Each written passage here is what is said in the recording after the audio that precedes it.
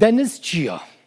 ناوی راستین زینب کردلی کچا دلال یا جعفرینی کوچکدار مرتزقین ارتش عربی سوری لشیخ مقصود او قات سیان جا آواهیه که آویت بون حتی که کردک لدنیای ما به و دیمن آویتنا و شروان شیرین ده وجدان هر کردکی ده زندی بمینه.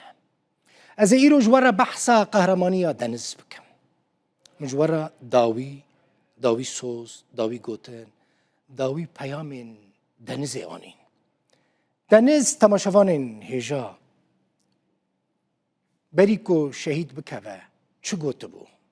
دبیجه دجمنه که جبو تفاهی جیهان و خلق حریم به تایبتی جبو جنان خطرک مزنه دبیجه ام دور پیش کرنه.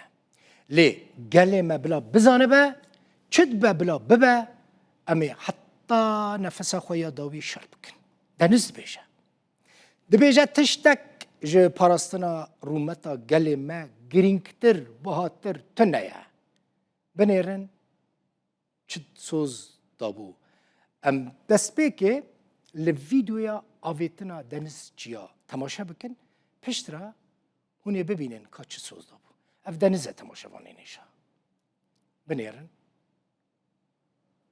پاشمایه کی داعشی مرتزقه کی چکدار کدناو ارتش عربی سوری دا جهدگره کچا کرد یا شیرین جه قات سیم لشیخ مقصودی دافیشه